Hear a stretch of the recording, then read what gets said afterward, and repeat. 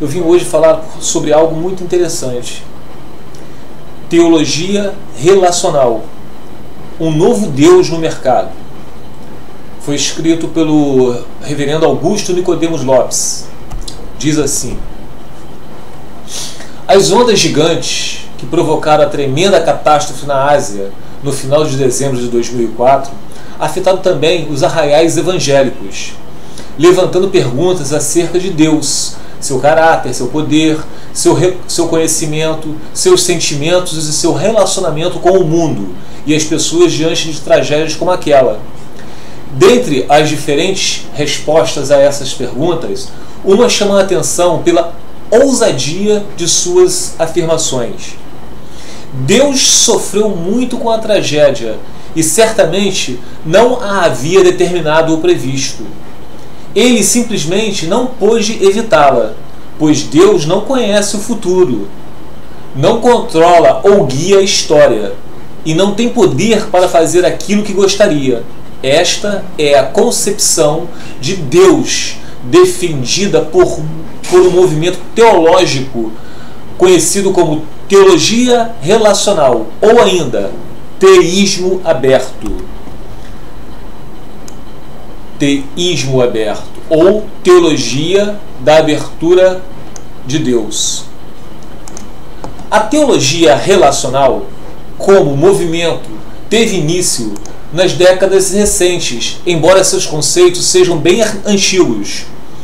Ela ganhou popularidade por meio de escritores norte-americanos como Greg Boyd, George Sanders e Clark Pinot. No Brasil, estas ideias têm sido assimiladas e difundidas por alguns líderes evangélicos, às vezes de forma aberta e explícita. A teologia relacional considera a concepção tradicional de Deus como inadequada, ultrapassada e insuficiente para explicar a realidade, especialmente catástrofes como o tsunami de dezembro de 2004, e se apresenta como uma nova visão sobre Deus e sua maneira de se relacionar com a criação. Seus pontos principais podem ser resumidos desta forma. 1. O atributo mais importante de Deus é o amor. Todos os demais estão subordinados a este. Isto significa que Deus é sensível e se comove com os dramas de suas criaturas. Deus não é soberano. Só pode haver real relacionamento entre Deus e suas criaturas se estas tiverem de fato capacidade e liberdade para cooperarem ou contrariarem os desígnios últimos de Deus. Quer dizer, Deus só pode fazer algo se a criatura desejar, né? Isso se chama antropocentrismo, né? A vontade humana que prevalece, não a de Deus. Continuando.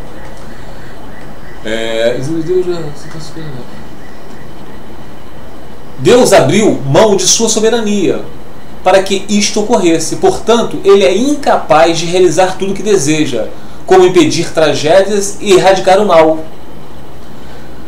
Contudo, ele acaba se adequando às decisões humanas e, ao final, vai obter seus objetivos eternos, pois redesenha a história de acordo com as decisões.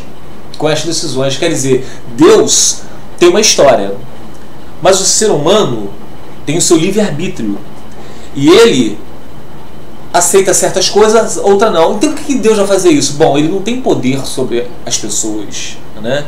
E o que ele vai fazer? Ele vai ter que se redesenhar a história, mudar o curso da história para satisfazer a vontade do ser humano. Isso se chama livre-arbítrio. Deus ignora o futuro, pois ele vive no tempo e não fora dele. Ele aprende com o passar do tempo, né? Deus aprende com o passar do tempo. Olha só, gente, que ridículo, né? As pessoas vão tendo sua vontade própria e Deus fica olhando assim, pô, ele vai aprendendo diante das atitudes de certos seres humanos. Continuando. O futuro é determinado pela combinação do que Deus e suas criaturas decidem fazer. Quer dizer, Deus não é soberano, né? Neste sentido, o futuro inexiste, pois os seres humanos são absolutamente livres para decidir o que quiserem. E Deus não sabe antecipadamente que decisão uma determinada pessoa haverá de tomar num determinado momento. Deus não sabe das coisas, né? Deus se arrisca ao criar seres racionais livres. Deus estava se arriscando, pois não sabia qual seria a decisão dos anjos e de Adão e Eva. E continua a se arriscar diariamente. Deus corre riscos porque ama suas criaturas, respeita a liberdade delas e deseja relacionar-se com elas de forma significativa. Deus é vulnerável. Ele não é invulnerável, ele é vulnerável, de acordo com as decisões dos seres humanos, né? Ele é passível de sofrimento e de erros em seus conselhos e orientações. Em seu relacionamento com o homem, seus planos podem ser frustrados. Claro, se o ser humano tem o seu livre-arbítrio, seus planos podem ser frustrados, né? Ele se frustra e expressa essa frustração quando os seres humanos não fazem o que ele gostaria. Deus depende da ação do ser humano, né? Deus muda. Ele é imutável apenas em sua essência, mas muda de planos e até mesmo se arrepende de decisões tomadas. Ele muda de acordo com as decisões de suas criaturas. Deus é obrigado a mudar suas decisões de acordo com o livre-arbítrio de suas criaturas, né? Os textos bíblicos que falam do arrependimento de Deus não devem ser interpretados de forma figurada. Eles expressam o que realmente acontece com Deus. Esses conceitos sobre Deus decorrem da lógica adotada pela teologia relacional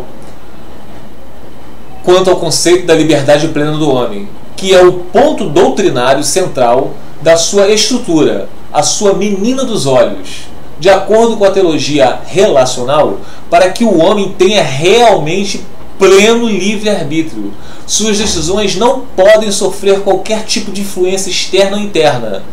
Portanto, Deus não pode ter decretado essas decisões e nem mesmo tê-las conhecido antecipadamente. Desta forma, a teologia relacional sujeita não somente o conceito de que Deus pré-ordenou todas as coisas, calvinismo, né? Como também o conceito de que Deus sabe todas as coisas antecipadamente, arminianismo tradicional. Neste sentido, o assunto deve ser entendido não como uma discussão entre calvinistas e arminianos, mas destes dois contra a teologia relacional. Vários líderes calvinistas e arminianos no âmbito mundial têm considerado esta visão da teologia relacional como alheia ao cristianismo. A teologia relacional traz um forte apelo a alguns evangélicos, pois diz que Deus está mais próximo de nós e se relaciona mais significativamente conosco do que tem sido apresentado pela teologia tradicional. Segundo os teólogos relacionais, o cristianismo histórico tem apresentado um Deus impassível. Ele não se sensibiliza com os dramas de suas criaturas. A teologia relacional, por sua vez, pretende apresentar um Deus mais humano, que constrói o futuro mediante o relacionamento com suas criaturas. Os seres humanos são, dessa forma, coparticipantes com Deus na construção do futuro, podendo, na verdade, determiná-lo por suas atitudes. Vocês estão entendendo? Foge, gente, totalmente do controle de Deus quando a gente fala de livre-arbítrio. A pessoa, Deus depende do querer e do realizar do ser humano. E isso não é imposto por Deus. Contudo, a teologia relacional não é novidade. Ela tem raízes em conceitos antigos de filósofos gregos, no socinianismo, que negava exatamente que Deus conhecia o futuro, pois atos livres não podem ser preditos, especialmente em ideologias modernas, como a teologia do processo. O que ela tem de novo é que virou um movimento teológico composto de escritores e teólogos que se uniram em torno dos pontos comuns e estão dispostos a persuadir a igreja cristã a abandonar seu conceito tradicional de Deus e convencê-lo que esta nova visão de Deus é evangélica e bíblica. É herética. Na verdade, é herética. Mesmo tendo surgido como uma reação a uma possível ênfase exagerada da impassividade e transcendência de Deus, a teologia relacional acaba sendo um problema para a igreja evangélica, especialmente em seu conceito sobre Deus. Embora os evangélicos tenham divergências profundas em algumas questões, reformados, arminianos, wesleyanos, pentecostais, tradicionais, neopentecostais e outros, todos concordam, no mínimo, que Deus conhece todas as coisas, que é onipotente e soberano. Entretanto, o Deus da teologia relacional é totalmente diferente daquele da teologia cristã. Não se pode afirmar que os adeptos da teologia relacional não são cristãos, mas que o conceito que eles têm de Deus é, no mínimo, estranho ao cristianismo histórico.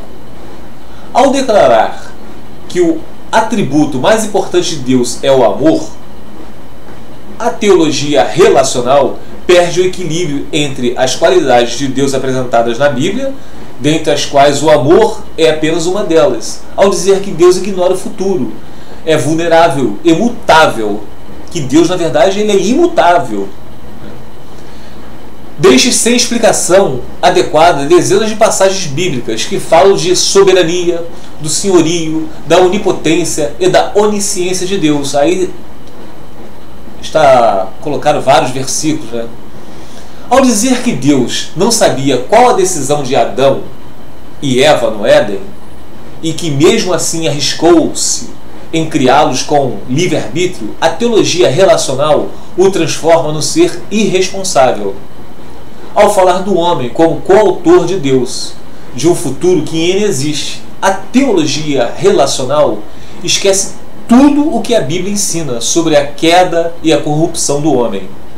Ao fim, parece-nos que na tentativa extrema de resguardar a plena liberdade do atributo humano, a teologia relacional está disposta a sacrificar a divindade de Deus, ao limitar sua soberania e seu pleno conhecimento. Entroniza o homem livre, todo-poderoso, no trono do universo, e desta forma deixa-nos o desespero como única alternativa diante das tragédias e catástrofes deste mundo, e o ceticismo como única atitude diante da realidade do mal no universo, roubando-nos o final feliz prometido na Bíblia, pois, afinal, poderá este Deus ignorante, fraco, mutável, vulnerável, ilimitado, cumprir tudo o que prometeu? Com certeza, a visão tradicional de Deus adotada pelo cristianismo histórico por séculos não é capaz de responder exaustivamente a todos os questionamentos sobre o ser e os planos de Deus. Ela própria é a primeira a admitir este ponto. Contudo, é preferível permanecer com perguntas não respondidas e aceitar respostas que contrariem conceitos claros nas Escrituras.